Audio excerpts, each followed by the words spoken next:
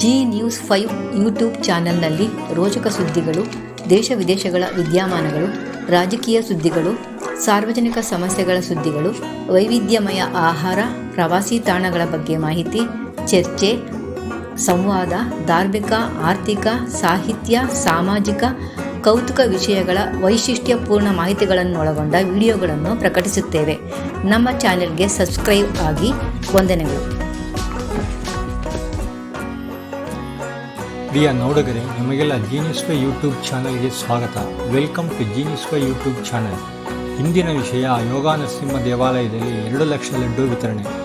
ನೂತನ ವರ್ಷ ಸ್ವಾಗತಿಸಲು ಮೈಸೂರಿನ ವಿಜಯನಗರದಲ್ಲಿರುವ ಶ್ರೀ ಯೋಗ ನರಸಿಂಹ ದೇವಾಲಯದಲ್ಲಿ ಭಕ್ತರಿಗೆ ತಿರುಪತಿ ಮಾದರಿಯ ಲಡ್ಡು ವಿತರಿಸಲು ಸಿದ್ಧತೆ ಭರದಿಂದ ಸಾಗಿದೆ. ದೇವಾಲಯದ ಸಂಸ್ಥಾಪಕರಾದ ಶ್ರೀ ಭಾಷ್ಯಂ ಸ್ವಾಮೀಜಿ ಹಾಗೂ ಆಡಳಿತಾಧಿಕಾರಿ ಶ್ರೀನಿವಾಸ್ ಅವರ ನೇತೃತ್ವದಲ್ಲಿ ಕಳೆದ ಕೆಲ ದಿನಗಳಿಂದ ಲಡ್ಡು ಸಿದ್ಧವಾಗುತ್ತಿದೆ. 2 ಕೆಜಿ ತೂಕದ 10,000 ಲಡ್ಡು, 150 ಗ್ರಾಂ ತೂಕದ 2 ಲಕ್ಷ ಲಡ್ಡು ತಯಾರಿ ನಡೆಯುತ್ತಿದೆ. ನೂತನ ವರ್ಷಾರಂಭದ ಪ್ರಯುಕ್ತ ಜನವರಿ 1ರಂದು ಬೆಳಿಗ್ಗೆ 4 ಗಂಟೆಯಿಂದ ಯೋಗ ನರಸಿಂಹಸ್ವಾಮಿಗೆ ವಿಶೇಷ ಅಲಂಕಾರ ಮತ್ತು ಶ್ರೀರಂಗಂ ಕ್ಷೇತ್ರ ಮೊದಲೈ ಕ್ಷೇತ್ರಗಳಿಂದ ತರಿಸಿರುವ ವಿಶೇಷ ತೋಮಾಲೆ ಮತ್ತು ಸ್ವರ್ಣಪುಷ್ಪದಿಂದ ಸಹಸ್ರನಾಮಾರ್ಚನೆ ಮತ್ತು ದೇವಾಲಯದ ಉತ್ಸವ ಮೂರ್ತಿಯಾದ ಶ್ರೀ ಮಲಯಪ್ಪನ್ ಸ್ವಾಮಿ, ಪದ್ಮಾವತಿ ಮತ್ತು ಮಹಾಲಕ್ಷ್ಮೀ ದೇವರಿಗೆ ದೇವಾಲಯದ ಆವರಣದಲ್ಲಿ ಏಕಾದಶ ಪ್ರಾಕಾರೋತ್ಸವ ಹಾಗೂ 20 ಕ್ವಿಂಟಾಲ್ ಪುಳಿಯೋಗರೆ ನಿವೇದನೆ ಮಾಡಲಾಗುವುದು ಎಂದು ಸ್ವಾಮೀಜಿಯವರು ವಿವರಿಸಿದರು.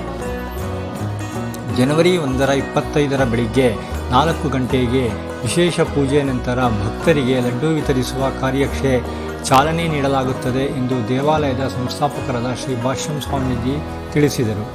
ಲೋಕ ಕಲ್ಯಾಣಾರ್ಥವಾಗಿ ಲಡ್ಡು ವಿತರಣಾ ಕಾರ್ಯಕ್ರಮವನ್ನು ಹಮ್ಮಿಕೊಳ್ಳಲಾಗಿದೆ ಎಂದು ಸ್ವಾಮೀಜಿಯವರು ಹೇಳಿದರು. ಈ ಹಿಂದೆ ವರನತ ಡಾಕ್ಟರ್ ರಾಜ್ಕುಮಾರ್ ಅವರು ದೇವಾಲಯಕ್ಕೆ ಆಗಮಿಸಿದ ಸಂದರ್ಭದಲ್ಲಿ ತಿರುಪತಿಗೆ ಜನತೆ ಹೋಗಿ ಬರುವುದು ಕಷ್ಟ ಆಗುತ್ತಿದೆ, ಅದರಲ್ಲೂ ತಿರುಪತಿ ಲಡ್ಡು ಪ್ರಸಾದ ದೊರೆಯುವುದು ಇನ್ನೂ ಸಹ ಕಷ್ಟ, ಹಾಗಾಗಿ ನಿಮ್ಮ ದೇವಾಲಯದಲ್ಲಿಯೇ ತಿರುಪತಿ ಮಾದರಿ ಲಡ್ಡು ಏಕೆ ಮಾಡಬಾರದು ಎಂದು ಸಲಹೆ ನೀಡಿದ್ದರು. ಹಾಗಾಗಿ ನಾವು ಡಾಕ್ಟರ್ ರಾಜ್ಕುಮಾರ್ ಅವರು ಹೇಳಿದಂತೆ ತಿರುಪತಿ ಮಾದರಿಯಲ್ಲಿ ಲಡ್ಡು ಮಾಡಲು ಮುಂದಾಗಿ 1994ರಿಂದ ಲಡ್ಡು ವಿತರಣಾ ಕಾರ್ಯಕ್ರಮವನ್ನು ಆರಂಭಿಸಲಾಯಿತು ಎಂದು ಶ್ರೀಗಳು ತಿಳಿಸಿದರು. ಲಡ್ಡೂಗಳನ್ನು ದೇವಾಲಯಕ್ಕೆ ಬರುವ ಎಲ್ಲ ಭಕ್ತಾದಿಗಳಿಗೆ ಯಾವುದೇ ಜಾತಿ, ಮತ, ಧರ್ಮದ ಭೇದವಿಲ್ಲದೆ ಉಚಿತವಾಗಿ ವಿತರಿಸಲಾಗುವುದು. ಲಡ್ಡು ಪ್ರಸಾದವನ್ನು ವಿಶೇಷವಾಗಿ 60 ಮಂದಿ ನುರಿತ ಬಾಣಸಿಗರಿಂದ ತಯಾರಿಸಲಾಗಿದೆ ಎಂದು ಶ್ರೀ ಭಾಷ್ಯಂ ಸ್ವಾಮೀಜಿ ತಿಳಿಸಿದರು. ಲಡ್ಡು ತಯಾರಿಕೆಗಾಗಿ 100 ಕ್ವಿಂಟಾಲ್ ಕಡಲೆ ಹಿಟ್ಟು, 200 ಕ್ವಿಂಟಾಲ್ ಸಕ್ಕರೆ, 10,000 ಲೀಟರ್ ಖಾದ್ಯ ತೈಲ, 500 ಕೆಜಿ ಗೋಡಂಬಿ, 500 ಕೆಜಿ ಒಣದ್ರಾಕ್ಷಿ, 250 ಕೆಜಿ ಬಾದಾಮಿ, 1,000 ಕೆಜಿ ಡೈಮಂಡ್ ಸಕ್ಕರೆ, 2,000 ಕೆಜಿ ಬೂರಾ ಸಕ್ಕರೆ, 50 ಕೆಜಿ ಪಿಸ್ತಾ, ಏಲಕ್ಕಿ, ಜಾಯಿಕಾಯಿ, ಪಚ್ಚಕರ್ಪೂರ, 200 ಕೆಜಿ ಲವಂಗ ಬಳಸಲಾಗಿದೆ.